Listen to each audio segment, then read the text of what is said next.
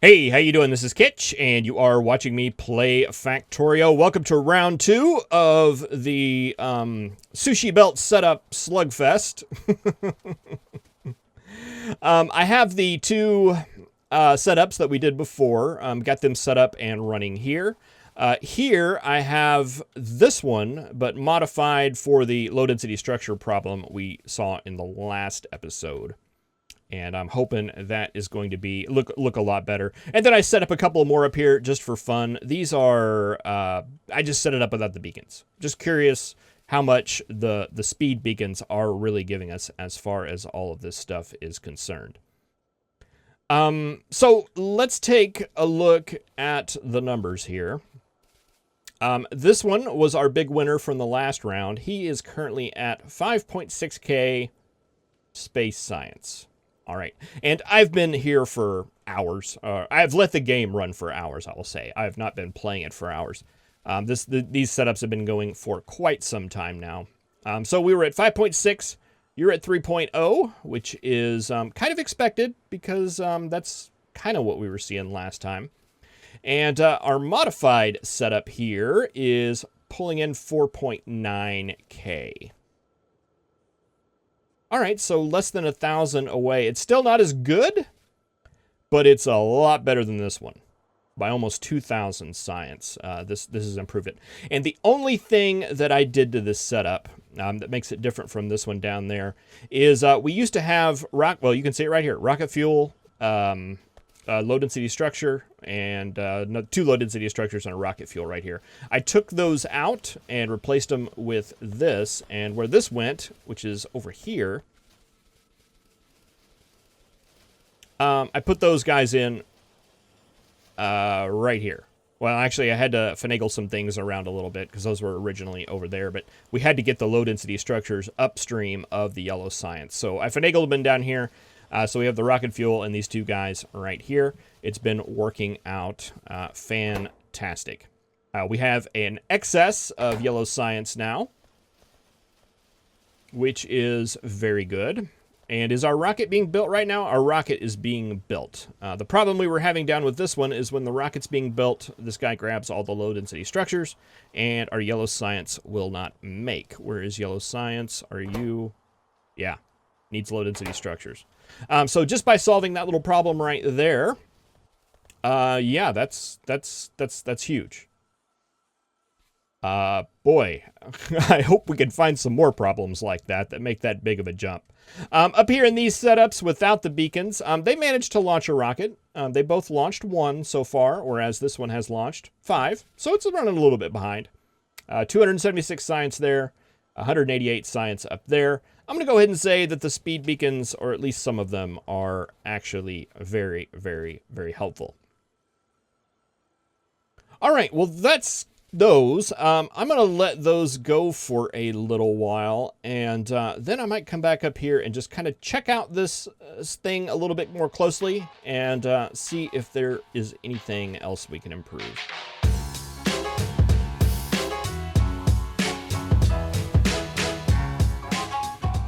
After I started the cage match up top, I came down here and started working on this setup. This is the buffered setup that I was talking about at the end of the last episode. And it's looking very promising. I'm liking it a lot because we're basically taking the setup that's winning the battle by far the most, and then adding some additional love to it. It's looking really good. The belts are all looking really good. It doesn't look nearly as crowded as this up here. And yeah, no, everything just seems very nice. It was a lot of fun getting the kinks worked out of this because there's just a big, giant tangle of wires all over the place. And if one of these is in the wrong spot, bad things can happen. And, you know, you blueprint, and that helps out a lot, but then you get some of these little oddball setups that have pipes and stuff in them, and you have to make adjustments, and sometimes wires get crossed, and bad things happen. But yeah, there's a lot going on in each individual cell. So I've taken this out here. I made some modifications as well to what we were doing last time. But I took this one cell and I broke it up into individual parts here just to kind of explain all the networks going on and what they are doing. So this is the whole setup. Let's start with the chests here. So these are the buffer chests that are filled up off the line by these filter inserters. They're in the 5. So instead of feeding the 5 inserters into the machines, we're actually feeding 5 of them into these buffer chests, and it works out fairly well. So these are all hooked up together with a green wire. No relation to this green network. It's its own network down here. And the contents of those chests are put into the back of this combinator that is doing a -1 operation. And that is being added to our constant combinator output right here at the output. So this will give us basically this minus what we already have. So whenever these chests are full, this is going to be 0. Full or overfull, this is going to be 0 or negative.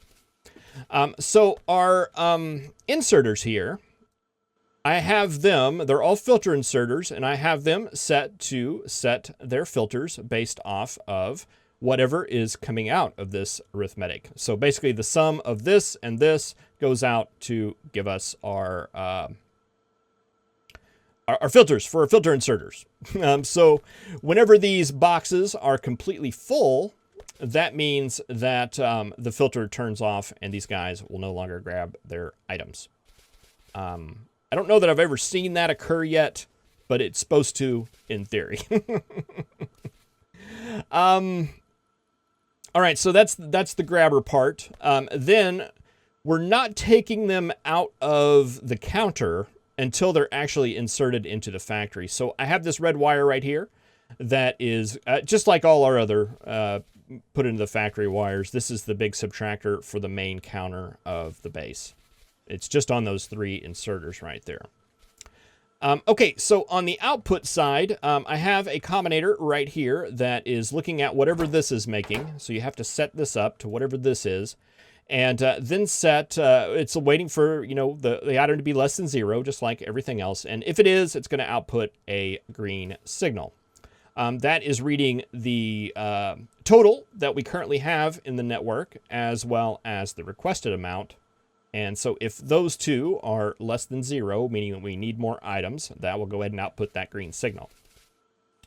And all of the export inserters are set to go off of that green signal. This was not really different than what we were doing before. This is what I was originally going to do and then decided not to, and now I'm deciding to again. It really didn't save me much, in all honesty. It really didn't save me a whole lot. It just made things a little bit more complicated. But it's working fine, right? They're reading their hand contents as well. They're enabled when there's a green signal, and as they send that stuff, that goes out on the green network and gets added. That is not enough to make it work, though, however, because the problem is that once the items... I'm requesting more items to be in these chests than there are items to be on the belt at any given time. So you run into deficits and you go into a deadlock because what you need for the next item coming down the line is in some other buffer chest somewhere. So Cornosian actually recommended this. I was trying to solve that problem. I spent a very, very long time trying to solve that problem. And then Cornosian left a comment on a magical way to do that. And that is just to subtract what we have to our request. Just add what's in here to our request, right? If it's in here, we need more of it. So go ahead and send that out on the line. It means we're at a deficit there. So what I'm doing is I recycled this -1 thing, right? Because that is reading these 3 boxes and outputting a signal. Used a different network so that we don't get this signal added to it, and then just sent that back into the request line. And it works beautifully. Works absolutely beautifully. And was a lot easier to do than some of the other things that I was going to do. You might be thinking, okay, well, why not just pull it out right here, right? Well, the problem is we actually ran into this in the previous episode or the episode before. Is if you read the hand contents of all these guys and put that out on this network, if you connect it up to that red network, their filters are going to go crazy because they're going to be constantly getting signals and it's just a big mess. So I was trying to figure out how to break that up, but then Cornosian's idea just fixed it. Thank you very much. Yeah, this is looking really good. It seems to be bottlenecked by copper or by green circuits, really, is what it is. I think copper is, well, yeah, looks to be bottlenecked by copper. All right, well, we may just increase the copper. That might be something that we do. But I don't want to quite tweak numbers yet. I just want to let it run and see how things are going. Just out of curiosity, this started like a couple of hours later than the other ones did. And I think it's only launched one rocket, and I think it launched one rocket fairly recently. Yeah, just one. But it is at 358 already. It's already beating the no beacon setups. So that's promising. I'll probably set up another one here soon that puts these guys head to head. Though I wanted to take a look at this factory and see if there's anything that we can do here. My first thought, these two setups and this setup, one of the big differences is that we have a lot more items on the belt. We're requesting on this belt the items that are needed to make 60 science a second, but this can only make 30 science a second. Where this one it's got basically half the items on the belt this one does, based on the numbers. And we have 2 less belts up here, so that's a concern. But I'm looking at this setup. We've got a lot of room. We might be able to bump that a little bit. But I think it's more important to try to find out what our bottlenecks are. So, this thing gives me anxiety. Green circuits are down. Copper's down. We already knew that. Blue circuits are down. Plastic's down. Low density structures.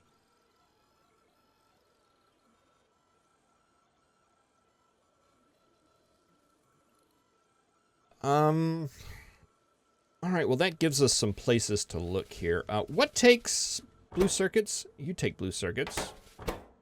You guys are backed up. What else takes blue circuits? Do one of the sciences, do you take? No, you're filled. Yellow science takes blue, right? Yeah.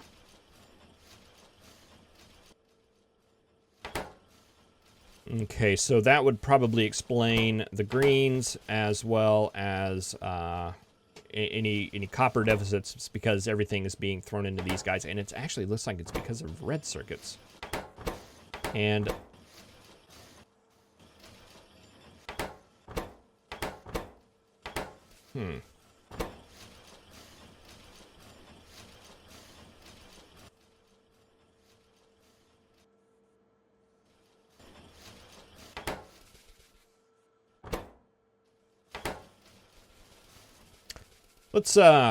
let's take a hike over here. And how is plastic doing? Plastic's okay. It seems to be above the line. It's producing at an erratic pace, but it's producing, and we have an excess in here. It's not like things are being sent out immediately.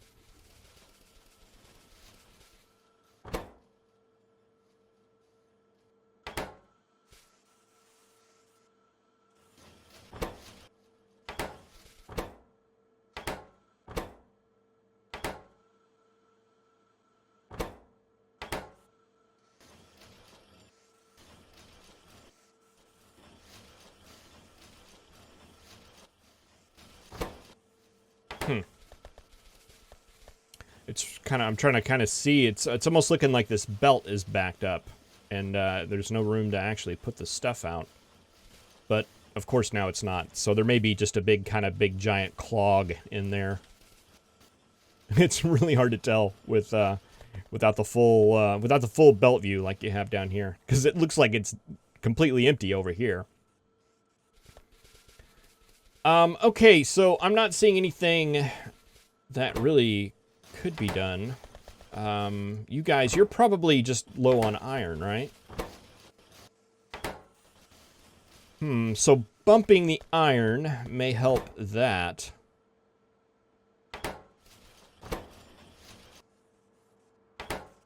Yeah, just to get green circuits out. Let's do that. Let's bump the output of iron. Let's say instead of 1,050, let's do...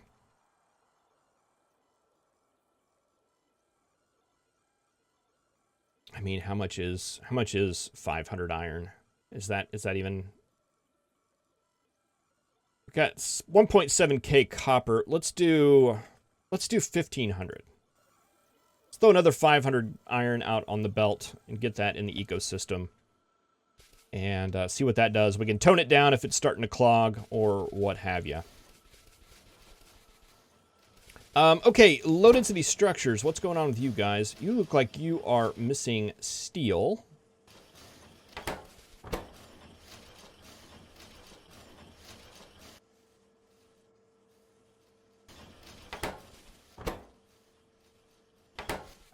Yeah, steel. Definitely steel. Where's our steel going? Railroad tracks. As well as you guys, but yeah, I'm not worried about you. Be engines, right? I would say it would be engines, but those are on the other side. How much steel are we requesting? 292. Boy, is that 586.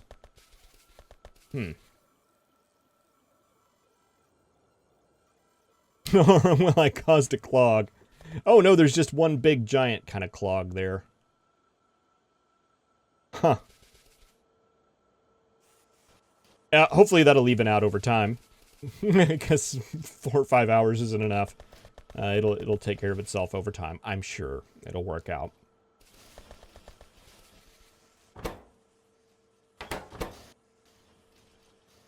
Oh, now you're fine. Now you want more copper. Maybe we'll not mess with that.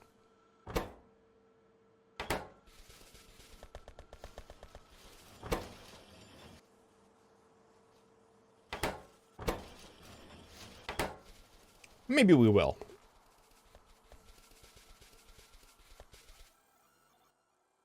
Let's take that up to like, I don't know, 310. Let's take copper up to... Let's see, we added 500, that'd be 600. Let's add 200 there. So 5, 6, 7, 8. We just filled up 800 additional spots on the belt, and oh, we're crippling. Let's see if that's just the big clog. Yeah, there we go. It's starting to push through.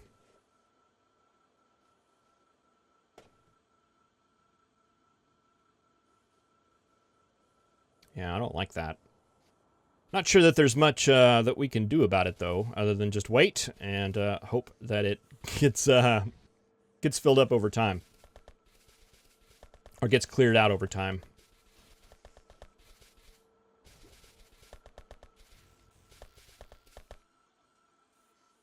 There's been some suggestions out there talking about limiting the amount of science that comes out here. I was thinking that might not be the great idea, that it didn't seem very useful, but that was back whenever we were dealing with a belt that looked like this, and I'm like, yeah, I think we got plenty of room for the science. But that might be something we look into now. because clearing off all that extra space. How much science do we have? 763. Yeah. We could clear off 763 places off of the belt by limiting what comes out of here. And yeah, I don't think we'll have any problem at all losing science or anything like that due to how the satellites and stuff are arranged. That could be the next goal.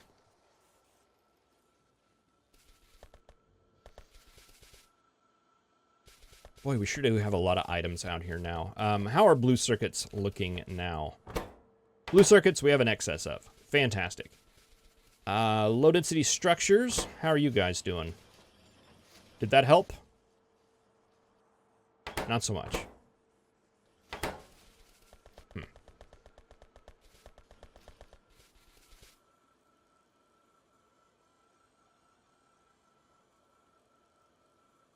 I'm not sure, but I think it's less of a deficit than we had before.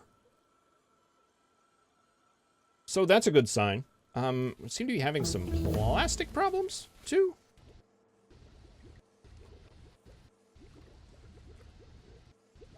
All right, coal may be our next bump up. Let's see. I had to disable the auto research mod. It was crashing for some reason. And boy, nothing worse than letting a factory sit for an hour or two and not saving and coming back to a crash message. It is not a good day. Well, I'm going to let these run for a little while, and I kind of want to do set up another one of these situations where we run it all again and see. Compare it down to this buffered setup, because I'm expecting good things out of this. I say that as there is no science processing right now. What is it? Yellow science.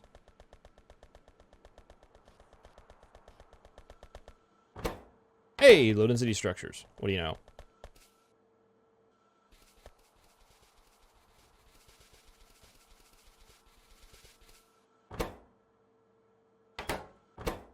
More copper.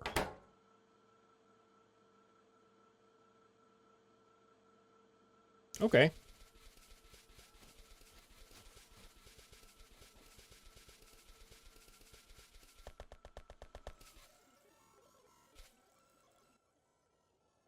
I'm down with that.